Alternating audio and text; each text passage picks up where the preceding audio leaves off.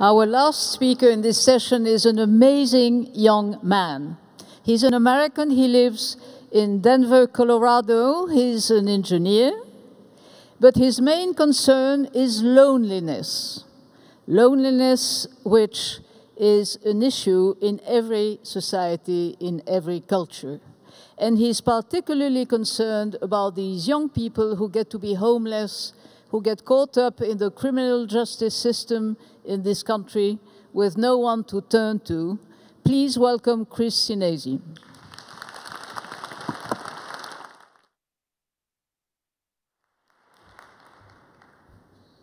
Thank you, Christine. It truly is an honor to be here this afternoon, speaking to you all on a topic that I'm very passionate about, youth justice. For 7 years now, I have been working with homeless and at-risk youth here in the United States. Over the years, I have met and worked with many different youth, but one story has always stood out for me. 2 years ago, I met a young man who was homeless and 19 at the time. He had been homeless since he was 13. His parents used drugs and would abuse him. And at 13, he had enough and left. Typically, homeless youth have to resort to illegal activities just to survive, like getting food or finding a place to sleep. And he was no different. He'd been doing this since he was 13. However, one day he got caught. The charges were fairly minor, but nonetheless, he was facing prison. Now, the judge offered him a choice. If he participated in this job program, which required him to get a job within 2 weeks, his sentence would be reduced significantly and he would not go to prison.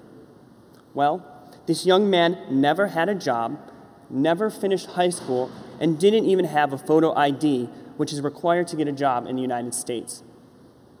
Nonetheless, he tried his hardest, but he couldn't find work. As the 2 weeks came to a close, he got scared and overwhelmed. He didn't want to go back to jail, and so he ran, a major crime in the United States. He didn't go far, and in a month he was arrested again, and now is facing 2 years in prison, in addition to the 1.5 years he already served. After all this happened, I went to go see him, and I asked him, "Why did you do this?" And he looked at me in the eye, and he said, "This is who I am. My father has been in prison almost all his life. I have been on the streets most of my life. This is who I'm supposed to be." And I just sat there. I didn't know what to say. How could we as a society let this happen? I've known this youth for 2 years. He is a kind, generous, and caring young man. And now he is facing 2 years in prison. And he truly believes that this is the life he is supposed to live. He did not believe in himself. Sadly, this is one of many stories. In the United States, there are over 2 million homeless youth under the age of 24. Further, the U.S. has the highest incarceration rate per capita in the world, of which nearly 500,000 youth ages 18 to 24 are currently in prison. But this is not just a national issue. Youth justice is an international problem. Globally, imprisoned youth are typically not represented and therefore not given the fair opportunity they deserve. There have been initiatives in the past, started by other countries to help address youth justice. Countries including the United Kingdom, Ireland, and South Africa, just to name a few. But here in my own community, I just could not ignore this. I had to do something.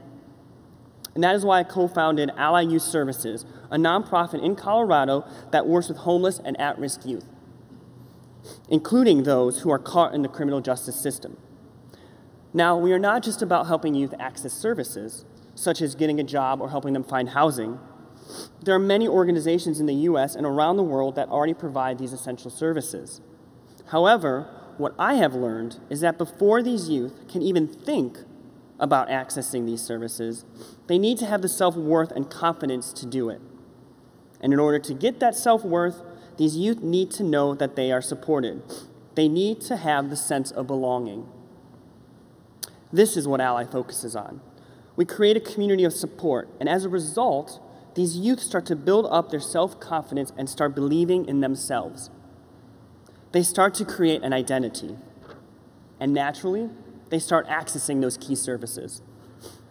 Once this happens, we can start advocating for them in the criminal justice system. We can begin working with their lawyers and discussing sentence options because the youth trust us. And the most amazing thing starts to happen.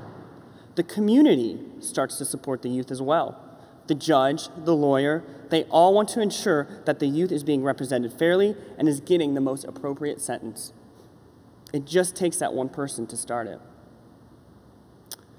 The main point that I want to get across today is first the awareness of this issue, youth caught in the criminal justice system.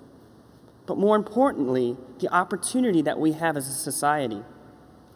All too often, these youth involved in the justice system, especially those 18 to 24, fall through the cracks. They are treated as adults when in fact mentally they are still developing. And so we need to ensure that our justice system focuses more on rehabilitation as opposed to punishment. These youth aren't bad people. They unfortunately just never had the proper support necessary to navigate the justice system, let alone life in general. And 7 years ago, I didn't even see that. It wasn't until I worked with these youth and saw the potential and the compassion that they have towards others. I just knew these youth needed a second chance. We really do have a huge opportunity with these youth, who, if set forth on the right path, can develop into healthy, self-sufficient young adults. These youth need our help. They need people to stand up for their right and be their voice. And if we can do that, if we can advocate and support them, they will do the rest. It just takes that one person to believe in them. Thank you.